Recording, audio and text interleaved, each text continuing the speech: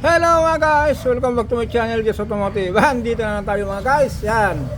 Nakita nyo po, kasi po mga guys, araw-araw, gabi-gabi nagbabasa ko ng komento. Kaya minsan may mga tumatawag. Tapos yung tumawag kahapon, sabi niya, Sir Jess, yung yung Montero ko, binabalitan ko yung turbo ko kasi sabi yung yung gumawang mekaniko, para po wala akong malaking trabaho, meron naman po nabibiling tawag dito mga guys, cartridge. Yung halimbawa ito po kasi buo na po ito po kasi yung tinatawag na cartridge. Ito kasama na yan. Ito lang, kung tanggalin nyo yung lock cartridge po ito. Ngayon mga guys, sabi niya, Kuya Jess, yung turbo ko kasi nung inalok ko, sabi niya itong turbine niya, ito bukod sa maalog na siya, yan katulad ito mga guys, sobrang alog. Sabi niya, bukod sa maalog, sabi niya, po siya, meron pang south north. Okay na yan mga guys, tawag dito, push saka pull, yan. Okay, atras abante ka na lang, yan. Reverse saka forward, yan. Sabi niya, pinalitan ko, Sir Jess, yung cartridge ito. Kasi meron naman ako nakuha sa online. Sabi niya, ano ba kaya problema nito? Sabi ko sa kanya, Sir, kung napanood mo ito mga guys, bossing, yung tumawag kahapon, ang sira po nito, ito mga repair kit, mga bossing, kasi ito mga guys, may bossing po kasi ang turbo. Kaya po nasisira ang turbo. Pag-usapan natin ito saglit, mga 10 minuto siguro, pagdaldalan tayo rito. Kasi po ito, turbo po ng 4M42 yung truck. Ito naman po, High Ace D4D. Ito naman po, Isuzu. At tapos yung mga iba rito, itong mga naputol na meron din Nissan, yung Nissan Navara. Ayan, yung Nissan Navara mga guys. Sorry, Nissan MB350. Kasi sabi niya, galing pa Bisaya, pero naiabot ko na rito. Ito mga guys, ang nasisira dito. Kasi may mga busing tayo dito. Tayo para umaalarma yung may mga ito. Yan, busing na yan. Ito po kasi mga guys, kung mapansin nyo po, malakas na yung alog. Ganito yung naging problema nito. Yan, yung alog na yan. Kapitan natin yan, lakas ng alog nito. Yan ito wala ito malakas. Yan, kasi nasisira dito mga guys, ito busing na to.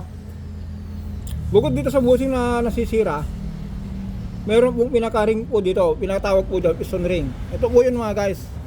Kung halimbawa po, ito po yung ito yan. Yan. Kung ito po yung nilayo natin. Yan. Lagyan natin, kumpletuhin natin mga guys para mabuo yung tinatawag na yan. Ito po yung tinatawag na cartridge mga guys. Kung sira po yung busing, ganito kalabasan yan. Ang nasisira po dito mga guys, itong tanggalin natin ulit.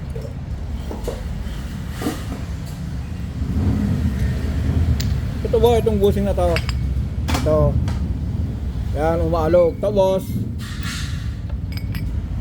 ito yung pinaka niya, yung dito. Ito po kasi mga guys, mayroon pinaka piston ring dito, nakatapat dito. Kahit wala na yung busing lagay natin, umaalog din po niyan. Bukod sa sira na yung busing niya, sira rin po yung pinaka piston, itong pinaka housing. Ito po kasi, di bali po masira po yung yung piston ring. Kung hindi po masira yung pinaka housing, pwede natin palitan yung repair kit. Kasi may mga repair kit na nabibili niya mga guys, katulad itong mga to. Yan, mga repair kit po niya na meron tayong in-overhaul na Starex, Drive Racer, yung Colorado, tapos 4N15. Nagpalit tayo ng mga busing. Yan, kung maagawan nyo mga guys, masave po yung turbo nyo na original.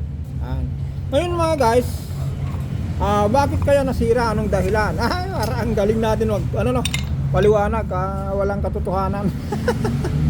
Ang anong dahilan bakit parating nasisira ang turbo? Una sa lahat mga guys, interval ng gas oil. Kung hindi kayo nag-gas oil, ang langis po kasi habang ginagamit po niyan, kung na-overuse po yan, nawawala po yung dulas. Kahit halimbawa, sinukat nyo po yung langis nyo, sabi nyo, kompleto ba? Tama pa yung level. Pero ang tanong, sapat kaya yung dulas yung langis para sa turbo? Yan. Pangalawa mga guys, bakit nasisira ang turbo? Una po yan, tamang pag-gas oil, tamang klase ng langis. Halimbawa po, yun, isama natin. Halimbawa po ang langis po, yung makina nyo ngayon, depende po kung ano nakarekomenda. Kasi marami po kasi nagsisilabasan na langis na ang dami. Pero baka naman po yung langis na yun hindi nakadisenyo para dun sa makina nyo. Kasi ganito lang mga guys, halimbawa yung isang tao, teenager. Kung teenager mga guys, alam natin kalakasan niya. Bigyan mo pa ng pang-adult ng na gatas. Sa yung mga senior na, yung matatanda na, halimbawa yung mga gatas na pang matatanda, gugustuhin kayo ng bata. Ganun din ang makina. Meron pong makina po na hindi po pwede yung malabnaw o kaya malapot na langis. Depende po kung ano yung naka-disenyo na langis para sa makina. Una mga guys unang-una, bakit nasisira ang langis? Interval ng gas oil, overuse. Tapos isabay nyo na po kung anong klaseng langis yung gagamitin nyo. Pangalawa po, bakit po napuputo lang ang turbine, yung ito, dalawa po ito, tatlo lang pala ito, yan. Bakit po napuputol? Kasi po mga guys, ang dahilan po, tama po yung sabi ni Sir Match Mechanic, yung mga naglo-long drive po, huwag niyong pilitin na dire-diretso yung biyahe nyo. Magpahinga kayo. Halimbawa, kung nagpahinga po kayo, hindi nyo naman po agad papatayin yung makina. Kung halimbawa, Isabela po kayo, unang stopover nyo, expressway, magkakabi-kabi, pandarin yung makina ng 2 minutes to 5 minutes, naka-idling sa kanyang patayin. Karamihan kasi na stopover mga guys, 30 minutes. Kung 30 minutes yung pahinga nyo, dapat po, pagdating nyo po doon, magsibabaan yung pasero nyo, naka-idling yung makina nyo ng 2 minutes to 5, saka nyo patayin. Kasi mga guys, kung hindi nyo po pinatay nyo agad, itong turbo na to, buuin natin mga guys. Ito kasi, na to, yung buuin natin to. Yan, buuin natin to. Saan na yung turbine nya? Turbine. Buuin natin mga guys Yan, ganito mga guys. Ito po, supply po ng ng langis. Kita nyo po, may langis po niyan. Ito po, return. Ito po, tubig. Out in din yung yung langis. Kasi siya na din nakikita. Ngayon mga guys, kung pinatay nyo agad yung makina na sobrang init, ito kasi yung outside, itong langis dito, matotosted po yan, maluluto po yan na magiging carbon. Pag andar nyo uli ng makina po, mapipilitan na umikot po yung turbine nyo, magagasgas itong busing. Ngayon mga guys, kung nagasgas yung busing na udpod, magkaroon na ng clearance sa ganyan, itong hot side, sasayad dito sa pinakabahay, puputulin yung unyan, kasi sa lakas unang niyan, ikot niya, tapos mainit pa, mapuputol niyan, katulad nito. Tignan nyo po ito, kanda-kanda balot dahil naputol. Diba? Yan. Yun po, yung pangalawa po na bakit nasisira ang turbo. Yun po, wag nyo pong papatayin yung makina nyo. Kaya nga po minsan, yung mga iba, yung nakakaluwag, may budget, linalagyan nila lang timer yung turbo.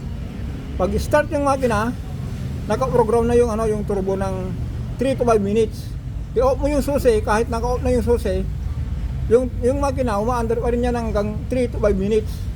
para po yung ano, yung init po ng makina, may normal niya. Kasi po, kung galing tayo sa long drive, pansinin nyo po yung makina nyo po, naka-average po kayo ng ano, 85, 86,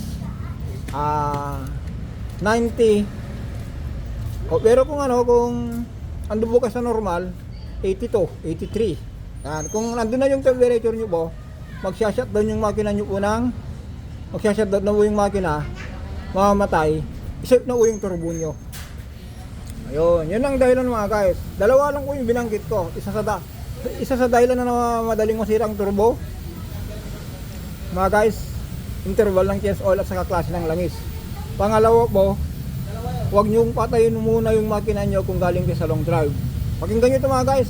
Yung mga hindi naniniwala, o bahala na, basta ano tayo rito. Ay wala, andito naman ako. Andito maraming tagagawa ng turbo, ang daming nagkakabit. Kung gusto nyo gumastos, gawin nyo lang. Pero nagbibigay lang tayo ng ano, ng paalaala sa mga may mga sasakyan na may turbo. Kasi sabi ko nga po, lahat ng sasakyan ngayon nakaturbo na, mapagas, mapadiesel. Okay, pangatlo kayo mga guys, ano kayo dahilan na madaling masira ang turbo? Isama natin yung ano mga guys, yung air cleaner, tapos fuel filter, kasama na lahat po yan. Kasi po mga guys, bakit po sinama natin yung air cleaner? Kasi po mga guys, kung madumi po ano, ang air cleaner nyo, hindi makahigop, ang mangyayari po niyan, kung nakahabol po kayo ng oras, kung inapakan nyo yung gas, kung hindi tama yung hangin na umasok, madumi, magbubuga ng maraming diesel, magsama yung diesel, hangin, compression po nun, kung nag-burn po niyan, carbon. Kung nagbuga ng malaking carbon, alam nyo naman po, yung exhaust po, dumadaan dito sa ano, sa ito po, dito, kaya nga black po ito. Yan, kung nagbuga yan ng ano, ng maitim na usok, may imbak dito minsan ng ano, ang carbon. Ngayon, kung BGT yung ano nyo, yung itong turbo nyo, kasi ito kasi mga guys, ano ito, yung old school, hindi pa BGT. Kaya po naputol po ito dahil dun sa interval, yung pag-change oil at saka yung ano, yung pinapatay niya agad yung makina bago galing sa long drive. Kaya sabi ko hanggang 10 minuto lang tayo, nakalagpas na tayo. Okay, cut na lang tayo rito mga guys. Basta ang importante po, sana po yung mga nakikinig sa video ko, pag-aralan nyo po ito. I-correction nyo ako kung mali man yung pinagsasabi ko, pero sa akin po, sa paggagawa ko ng turbo, yun po ang napansin ko. Una, change oil. Pangalawa, yung huwag nyo munang patayin agad yung makina nyo galing sa long drive. Pangatlo po, yung maintenance nyo ng sasakyan, air cleaner, yan, air cleaner o kaya air filter, sama na rin yung paglinis ng intake. Yan po yung dahilan. Kaya yan, hanggang dito lang po tayo mga guys. Pero yung pinaka ano po mga guys talaga, yung ano, interval at saka yung klase ng langis.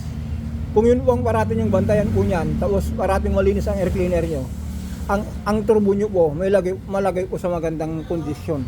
Hindi katulad nitong nangyari dito. Ito wala ito, hindi katulad nito.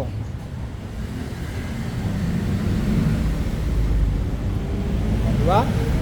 Ayan mga guys, hanggang dito lang po tayo. For the next video, abangan nyo ako bukas. Bye bye. Don't forget to subscribe. Sa mga hindi pa nakasubscribe, like and share. Maraming salamat.